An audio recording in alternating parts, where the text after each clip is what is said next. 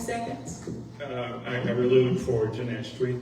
Part of the idea is to pull us all together for a whole day so we get to know each other and not just online and on Zoom, because we really have to, we all divide ourselves into little causes, but we all got one big cause right now. Racism is a big part of it, poverty, the causes, and hopefully next week we can be talking about those things. Thanks, everybody.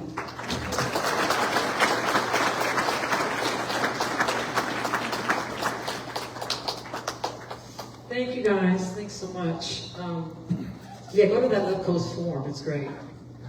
So, see you all next week there.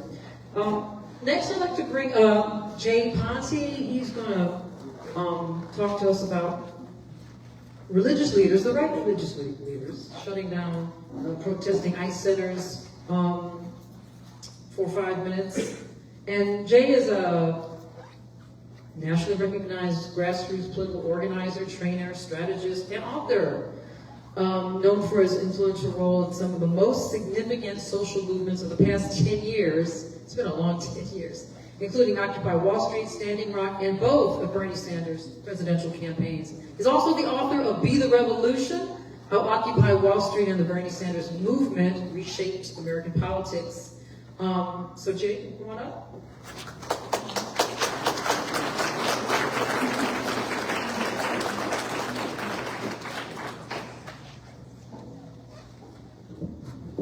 Okay, comrades, no King's Day. So I want to just take a minute and first thank Mansour and KPFK, Jen Goodman, for the tireless work they do. This is such an important stronghold for progressive values and voices. We're so blessed and lucky to have them. Also, just shout out, since Greg didn't mention it, I was really honored to work on his campaign around Vigilantes Inc. Very highly recommend that you watch that movie. Thom Hartmann is also a big part of uplifting the voter theft that is happening and will not stop. So check out Vigilantes Inc. It's an incredible documentary, very, very important. But I actually was just remembering the first time I saw Thom Hartmann, which was at a little event called Sister Giant. Does anyone remember that? Marianne Williamson, 2015. Sister Giant was when Bernie had not declared yet, and this is, again, spoiler alert, this is largely what my book is about. Starts off and it records a fact that most people don't know. Most people think Bernie just came out of the free market and he appealed to unrealistic millennials, when the truth was there was a campaign run by Occupy activists called People for Bernie and Progressive Democrats of America to push him to run. And I remember at that event, Thom Hartmann, Jank, Marianne Williamson, everybody was speaking and chanting, "Run, Bernie, run." And he's like, "Look, listen, I'm not going to run unless there's a grassroots movement behind me." And she said, "Are you behind me?" And the whole auditorium stood up, and I'll never forget that moment. And so I believe that this book this is a critical history, and if you do not understand the history of the left and the grassroots from Occupy through the present, you cannot understand the world that you are living in right now.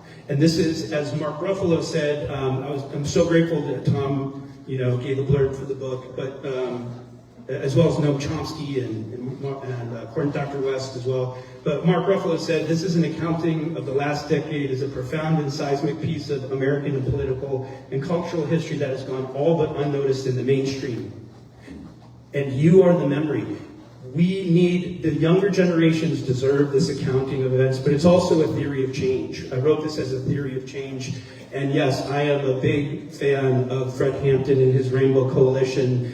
And that to me is really it. Everyone's on the same team, everybody helping everybody. Climate justice, economic justice, undocumented justice, racial justice, health justice, everyone on the same team, everybody helping everybody. That is the way through, with an inside-outside strategy, as PDA and Tim Carpenter I've always advocated. But it also records how the neoliberal establishment paved the way for this fascism by putting their boots on the necks of healthy populist movements. Okay, we didn't get here by accident. We didn't get here by accident. So we have the receipts. And it also talks about all the tactics. And it's so important to understand because we are now facing the most existential crisis our species has ever faced. And that is the threat of global fascism and the climate apocalypse. Okay? And yes, it's dark. It really is dark.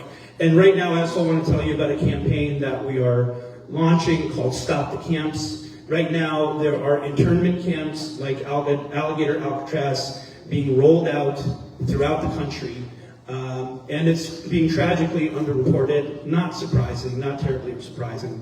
But we are mobilizing faith leaders, veterans, indigenous leaders to hold prayer vigils outside of these detention facilities to try to break through this national narrative and to show that we are the moral witnesses. We are the moral witnesses. This is un-American, and this is not who we are, okay? Although, you can make an argument that this is very much who we are if you know the American history. But we are calling people, so if you go to stopthecamps.com, but the main thing to understand is that the only way through is together. And not only must we fight fascism, but we must overcome this neoliberal establishment and build power for progressives. But guess what? All across the country, candidates like Abdullah El-Sayed, Graham Plattner, Zoran Mamdani. Any Mamdani fans out there?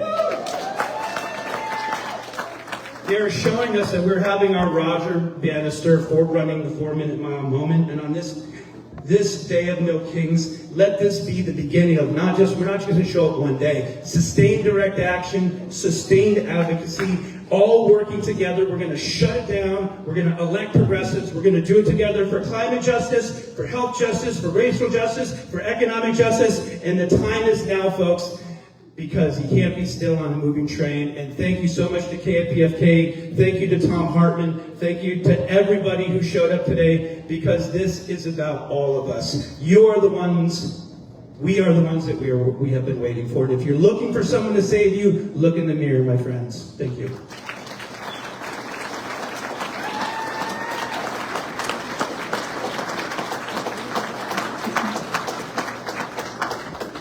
Yeah, this is who we are, but it's not who we have to remain, right?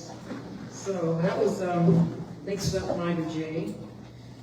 Before we keep going, I just want to acknowledge James Preston Allen, the publisher of Random Lengths.